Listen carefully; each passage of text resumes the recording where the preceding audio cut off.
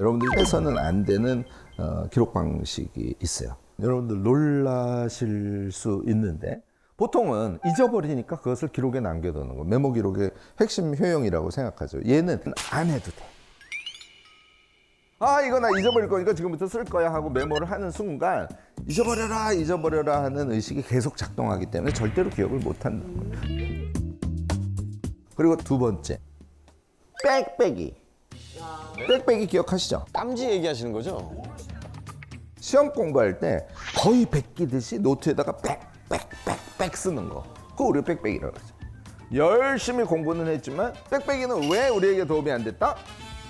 생각 없이 꾹꾹 눌렀었어. 의미 있어 없어? 없죠. 표층에서 그냥 왔다 갔다 하는 거잖아. 당연히 메모 행위는 열심히 했지만 기억은 나지 않는 거야. 자기 것이 되지 않는 것이죠. 적기만 해서. 그리고 이거 회사에서 경험들 많이 하셨을 텐데 상사가 지시를 해요. 그런데 이 상사가 말이 많아. 지시를 한 번 하면 한 20분이 걸려. 한 5분만 했으면 하는데. 그런데 죽으라고 써. 토시 하나도 안 놓치려. 상사가 말을 하는 것이 자기의 마음속과 일치할까요? 그런 사람 많지 않아요. 말을 엄청 수려하게 해도 마음속과 말은 약간의 차이가 생기기 마련이죠. 그리고 이제 책상에 가서 앉아가지고 20분 들었는데 노트로 3쪽이야. 얘를 보고 연구를 합니다. 그러면 상사의 마음은 여기 있어.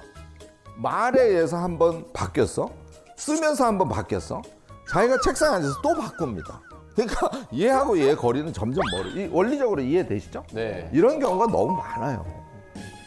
사실은 속기하듯이 하는 기록은 아무짝에도 쓸모가 없습니다. 상사의 이야기를 듣고 여러분들이 메모는 이렇게 그래서 하셔야 되는 거야. 그의 마음속을 계속 주목하는 거야. 저 마음에 무슨 마음이지? 나한테 뭘 요구하는 거지? 왜냐면 말이 틀릴 수 있으니까. 말을 믿지 마세요. 말은 도구일 뿐이야. 그리고 자꾸 들여다보면 상대의 마음이 보인다는 거죠. 핵심만 들으시고 맥락을 파악한 상태에서 키워드 넣어주고 걔를 이제 자기식으로 또 구조화해서 이번 회의에서 논의된 것은 6가지인데 그중에 3가지는 의사결정이 됐고 나머지 3가지는 아직 지속 논의가 필요함. 이렇게 해서 딱 제출을 했어요. 너무 훌륭한 회사원이 되는 거 아닙니까? 그러면 기록의 원리에 대한 이야기를 좀 확실하게 좀 정리를 해봅시다. 일단 컴퓨터 생각을 해보시면 컴퓨터 어떻게 하죠? 입력하고 그 안에 저장 장치에서 저장하고 그 다음에 끄집어내서 프린터 하기도 하고 디스플레이를 보기도 하지 않습니까? 메모가 똑같아요. 우리가 무엇인가를 느끼고 좋아. 인풋? 그러면 우리 여기 잠재성에 저장됩니다. 걔를 끄집어내. 끄집어낼 때 메모하면서 끄집어내면 훨씬 잘 끄집어내져요. 그래서 우리 아까 여기서 쭉 봤어요. 저거 좋네. 자기식으로 이해하고 자기가 중요하다고 생각하는 것이 자기 안에 들어오는 과정. 그러니까 이해하고 자기화한 것을 바로 메모하는 명시화의 기법을 쓰시면 여러분들이 엄청난 것을 잘 기억할 수 있는 상태가 될 겁니다. 여러분들, 그래서 기록의 유용성을 제가 기록하기에서 엄청 강조하는 것으로 쫙 정리를 해보겠습니다. 첫 번째가 뭘까요? 뇌에 각인시키는 거. 얘가 기록의 첫 번째 효용이에요. 기록을 하는 행위를 통해서 내가 그것을 기억하는 과정에 있구나 하는 걸 자각해야 기억에 남거든요. 이게 첫 번째 기록의 효능이라는 걸 여러분들 꼭 기억을 해주시고요. 두 번째 효능은 내 속에 있는 걸 겉으로 끄집어내요. 우리가 이제 친한 친구랑 싸웠어. 속상해. 사흘이 지났어. 계속 속상해. 네. 그런데 정말 이거 부부지간에 많이 일어나는 일인데요. 사실 왜 싸웠는지를 잃어버리는 경우가 많지 않아요. 네, 맞아요. 그냥 가슴에 막 감정으로만 남아. 맞아요. 왜 싸웠지? 맞아요. 화해를 하려고 그러는데 말을 어떻게 건넬지를 몰라. 그래서 저는 싸우자마자 바로 제 그거를 메모장에 써요. 독하다. 이거는 우리 혜정이한테 박수 쳐줘야 돼. 이런 걸로 박수를 받다니. 이럴 수가. 네. 방법을 제안을 드리면 이런 거예요. 그 친구의 관계가 어떤 성격이었죠? 아, 어릴 때부터 친구였어. 관계의 기본적인 성격을 한번 썼어요. 그 다음에 왜 싸웠지? 직접적인 싸움의 원인을 썼어요. 근데 우리 회사에서 제일 많이 하는 게 1안, 2안, 3안이잖아. 1안은 이렇게 해서 화해를 할까? 2안은 뭘까? 뭐 장단점 이렇게 썼어요. 자, 그러면 어떤 상태가 되냐면 이 안에 있는 거는 액체 상태 같은 거예요. 감정만 강하게 남습니다.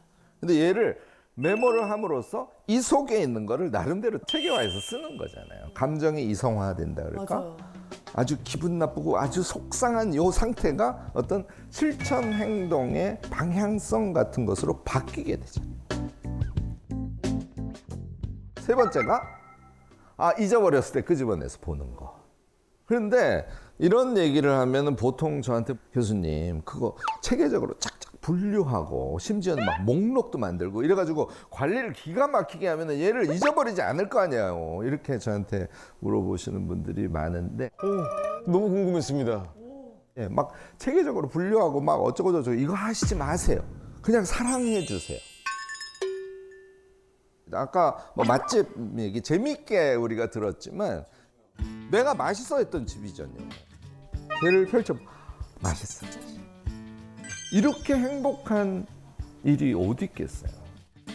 내가 한 기록을, 내가 한 메모를 걔를 펼쳐보고 표정이 어떻게 될까?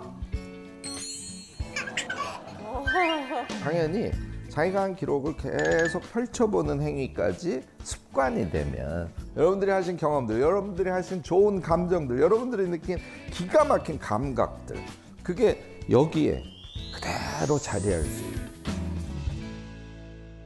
요새는요 연령대와 상관없어요.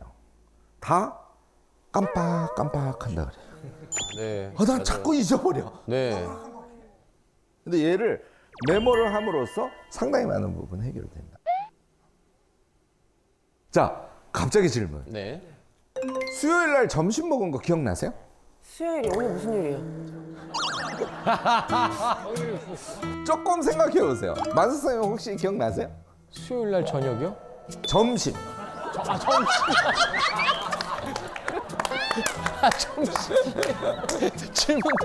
질문도 생각이 안 나는데 지금. 보는 바와 같습니다. 저희 실력은 이 정도입니다. 어떻습니까? 저는 제가 이번 주 수요일 날 점심에 뭘 먹었는지 아주 선명한 영화처럼 기억이 남아 있습니다. 그래서 그날 오전에 우리 회사에 면접 시험이 있는데 하여튼 뭐 두 번째 분이 너무 길게 해가지고서는 시간이 좀 쫄렸어요. 내가 오후에 일정이 있었어. 그래서 점심을 우리 회사 1층에 식당이 있어요. 거기에 내려가서 점심을 본부장하고 우리 팀장 하나하고 우리 기획이사하고 저하고 이렇게 넷이 같이 밥을 먹었어요. 제가 60대 중반이거든요. 지금이 가장 제가 똑똑해요. 여러분들도 그렇게 생각하시기 바랍니다. 깜빡깜빡은 그런 의미에서는 훈련을 통해서 여러분들이 바꿔갈 수 있어요. 한 줄 일상 기록이라는 건데요. 제가 쓴 거를 한번 보여드릴게요. 궁금합니다. 교수님 어떻게 기록하실지. 제가 한 거를 그대로 지금 사진을 찍어온 거예요. 오늘 보여드리려고. 이 왼쪽에 있는 게 시간이거든요. 시간이 쭉 있고 시간별로 한 줄만 쓰게 이렇게 되어 있습니다. 저녁 시간 보세요. 성의 없이 맛없이 나답지 않다. 이런 거를 제가 써놓습니다. 여주로 이동해서 TV 시청인데 볼만한 드라마가 요즘에 없어서 속상하다. 뭐 이런. 네, 조금 늦게 지침, 감정, 감각, 메모를 조금 더 추가해서 메모를 하는 게 더 좋겠네. 이런 생각을 제가 쭉 써놓고 있어요.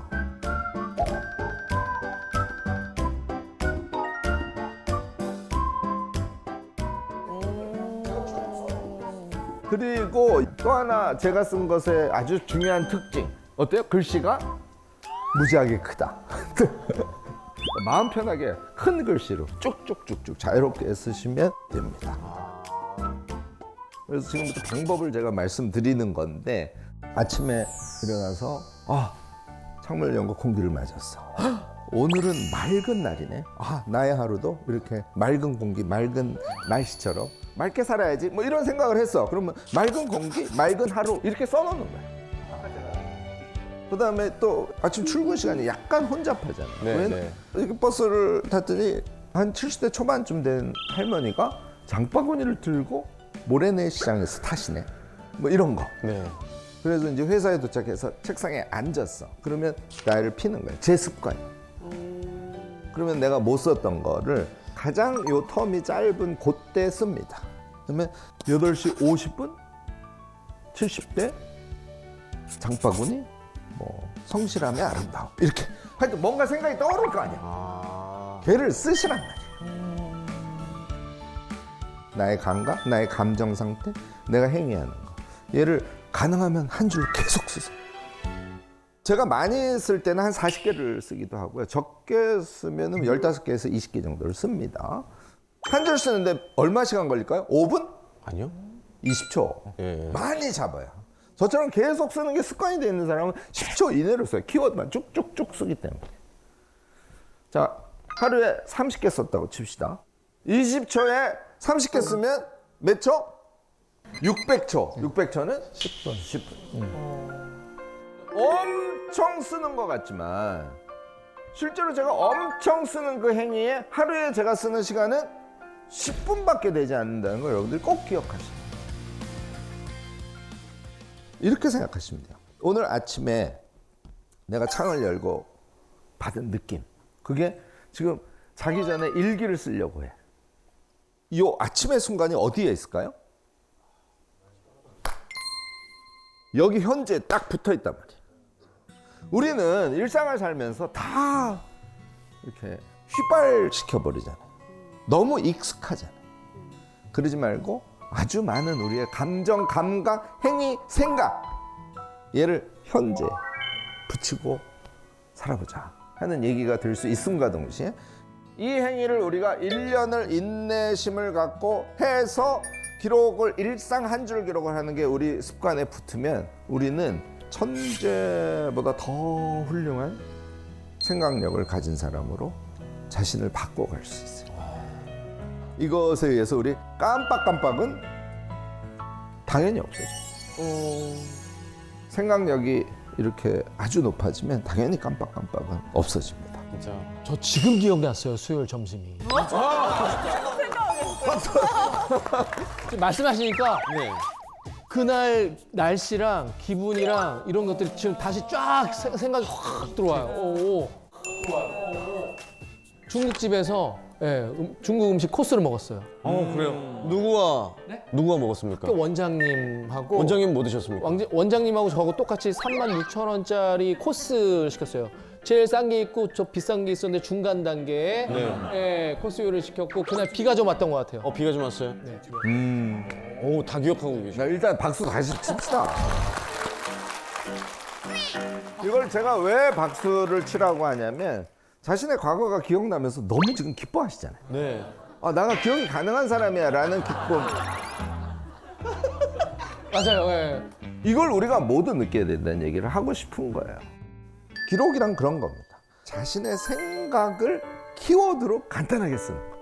이 요령만 붙으면 여러분들은 하루 종일 기록을 하면서 이것이 내 삶이야 라고 느끼는 그런 메모 기록 행위를 하실 수 있을 겁니다. 우리 이순신 장군 난중일기 새 기록 유산이 됐잖아요. 놀랍죠? 네. 왜 이렇게 기록 유산 심사하시는 분들이 이순신 장군의 기록을 높이 평가했냐면 난중일기는 되게 독특한 성격을 갖고 있습니다. 잡다구리를 엄청 쓰신 거예요. 이것저것 막 그냥 다 엄청. 쓰신 거예요? 병사가 약간의 비리를 저질렀어. 그게 엄청 속상해. 그럼 비리의 내용, 내가 왜 속상한지 이런 얘기를 써내. 아침에 자기의 기분. 그리고 대표적으로 원균. 욕을 엄청 했어요. 그런 게 난중일기에 다 들어있어. 그래서 얘는 학자들이 연구를 해가지고 40번이 나오고 원균 때문이다. 흉악한 품은 이럴 데가 없었다. 제일 밑에 볼까요? 음흉하고 고약한 일이 많으니 허무맹랑한 꼴은 이루마를 일카. 원균한테 밥 한 번 사셨겠는데. 밥을 여러 번 사셨겠네. 예, 계속 먹였겠는데.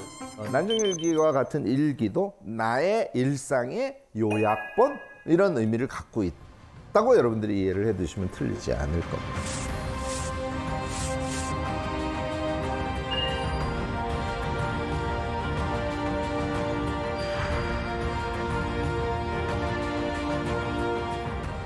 제가 한 번 더 예를 들게요. 이건 2016년 기사에서 본 건데 보고 깜짝 놀랐어요. 임씨 할아버지.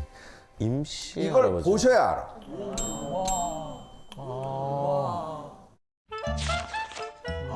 달력에다가 계속 쓴 거야.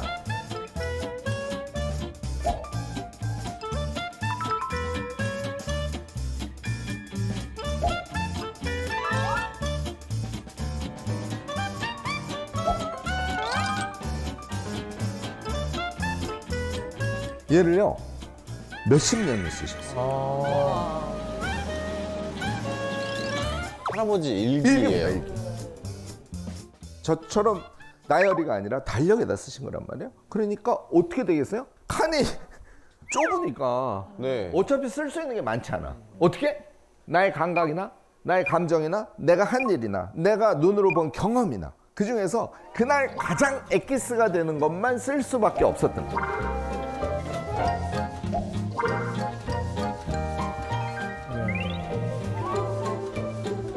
근데 저도 달력에 많이 메모를 해요. 달력에 메모하는 거 정말요? 되게 좋아해요. 그러면 엑기스만 쓰게 되죠. 그렇죠. 엑기스만 쓰게 되고 이게 되게 유용해요. 약간 좀 남편이랑 네. 왜냐면 제가 외적 워킹맘이다 보니까 일도 하고 뭐 친구들도 만나고 하다 보니까 넌 육아를 안 하고 뭐 하니? 라고 왔을 때 제가 뭘 했는지 다 알려줄 수 있어요. 증거 기록에 네, 의미돼 약간 있는. 그런 것도 있죠. 그러니까 이제 난처일기네요, 난처일기. 알리바이 아니에요? 난처한 상황을 잘. 요 케이스는 어디까지 가냐면 동네 배추밭을 보통 밭대기로 사잖아요. 네. 그런데 배추값이 폭락해. 그러면 밭대기로 산 매매상은 계약한 적 없어 하고 이제 발뺌을 할 거 아닙니까? 그러면 그때 누구? 우리 임시 할아버지. 이제 다 떠오르시죠.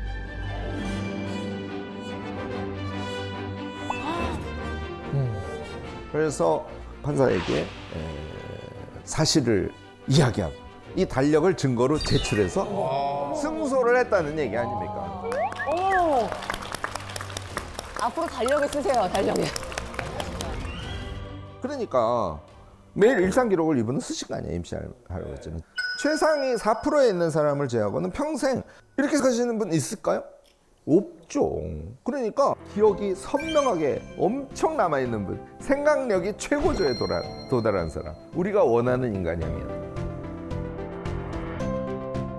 그래서 사실 빼곡한 기록은 우리의 생각력을 높여주고 생각력이 높은 상태에서는 사물의 본질을 이해할 수 있게 합니다. 어떤 사건이 났을 때 무엇이 잘못이고 무엇이 긍정적인 것인지 판단할 수 있게 만들어줘요. 그래서 우리가 일상 기록을 해야 되는 이유를 우리 임시 할아버지도 잘 우리에게 보여준 것이다. 이렇게 여러분들이 생각하셔도 틀리지 않을 것 같습니다.